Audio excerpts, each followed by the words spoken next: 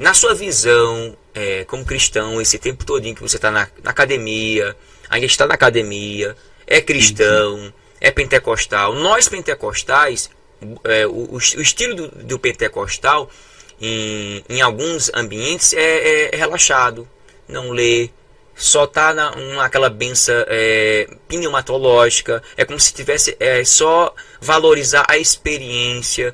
Eu creio que não é só isso, sem dúvida. Nossa característica pentecostal, ela é escriturística, é bíblica, não é fruto da nossa imaginação, como algumas pessoas que não são pentecostais e nos criticam, né? A gente sabe muito bem disso. Mas na sua visão, eu vou fazer uma pergunta e faço outra. Você acha que o crente do passado, ele era mais constante nas suas atividades cristãs? E em que sentido? Na ida para a igreja, na sua época, nos cultos bíblicos, na EBD, na escola bíblica, se ele era constante nas atividades cristãs, doutrinárias, se ele lia, se ele estudava, se ele refletia. Na sua visão, o crente do passado e o de hoje, qual a diferença na sua visão? Mudou, não mudou, continua o mesmo, piorou, melhorou, na sua visão? Professor Marcos, excelente pergunta, excelente pergunta.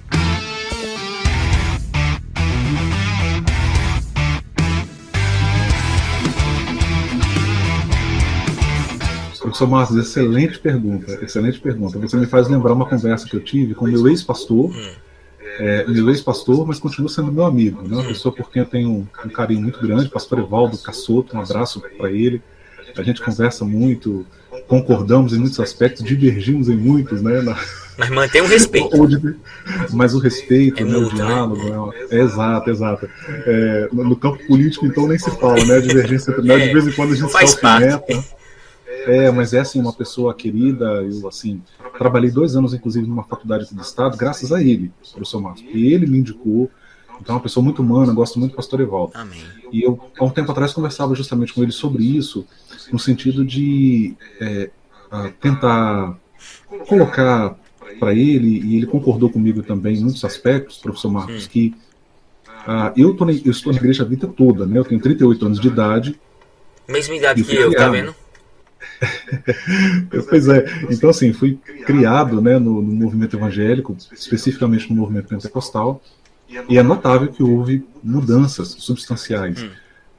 Eu reconheço, professor Marcos, que talvez tenha havido sim uma redução nesse engajamento dos evangélicos com as atividades locais. Aliás, aqui no estado, a revista Comunhão, há uns anos atrás, publicou os resultados de uma pesquisa que sinalizava justamente para isso, de que uma grande parte dos evangélicos não assumiam compromissos com a igreja local, eclesiásticos, né? Com atividades exatamente da igreja local.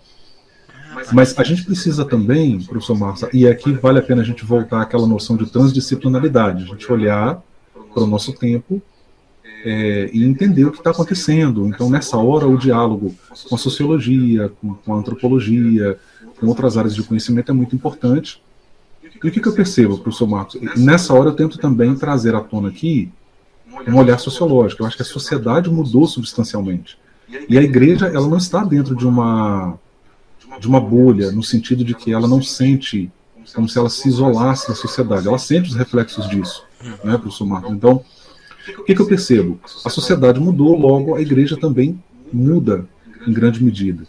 O perfil familiar mudou muito, professor Marcos. Então você olha, hoje nós vivemos numa realidade em que a emancipação da mulher fez com que ela saísse de casa. A mulher não fica mais em casa. Estou dizendo assim, numa tendência geral. É claro que tem famílias que ainda preservam um modelo mais tradicional, em que o homem sai para trabalhar, a mulher fica em casa, cuidando dos filhos. E aqui eu não estou nem criticando ou legitimando o modelo em detrimento de outros. É apenas uma constatação. Então a gente percebe que o movimento evangélico, com quanto ele defenda, né, um modelo de família mais tradicional, e tudo bem, é uma bandeira, é uma defesa, e o meu modelo de família, inclusive, é bem aos moldes do modelo tradicional, né?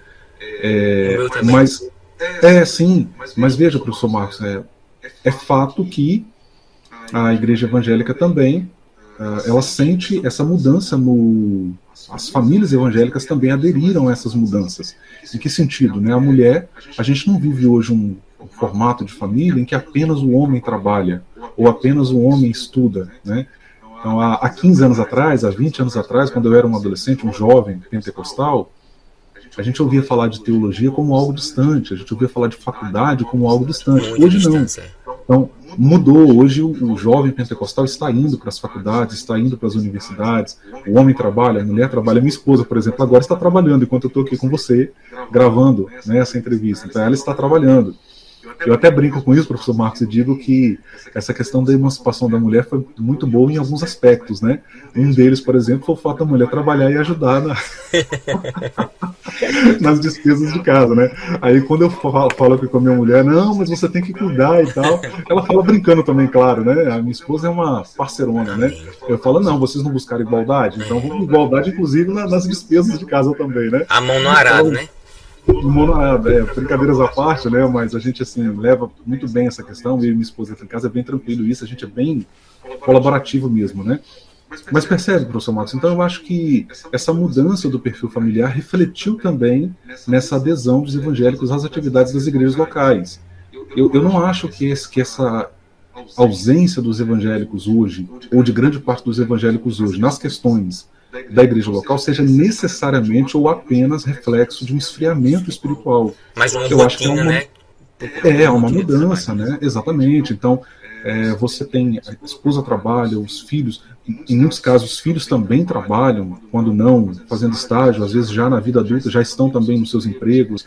Então, muitas vezes conciliar isso com uma agenda de igreja que já é uma agenda muito cheia, não é fácil. E nessa hora, professor Marcos, eu conversava justamente sobre isso com o pastor Evaldo, que eu citei aqui, eu falava justamente para ele isso, pastor, eu acho que a igreja ela também tem de ser compreensiva, a liderança precisa ser compreensiva de que isso não necessariamente é fruto de esfriamento espiritual. Pode ser que seja, né?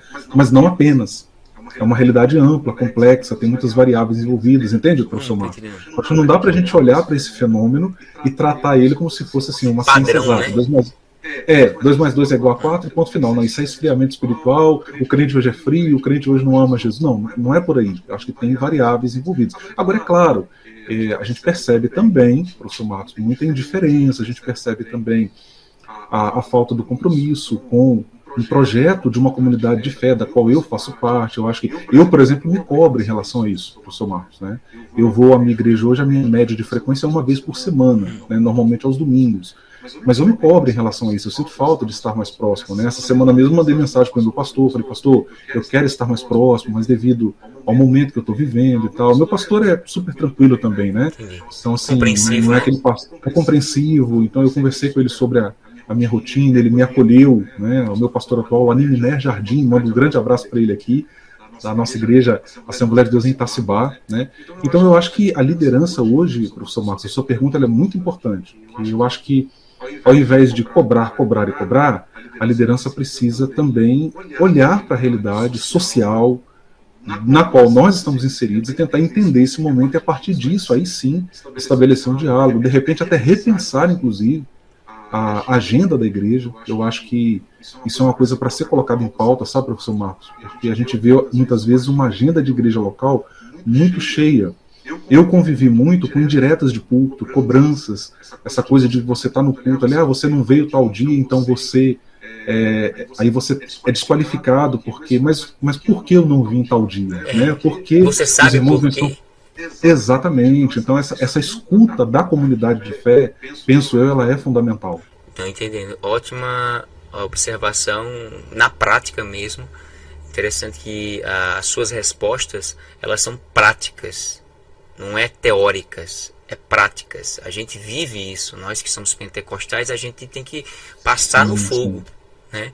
Pentecostal sabe o que é isso. Outros não sabem o que é manter, desenvolver a resiliência.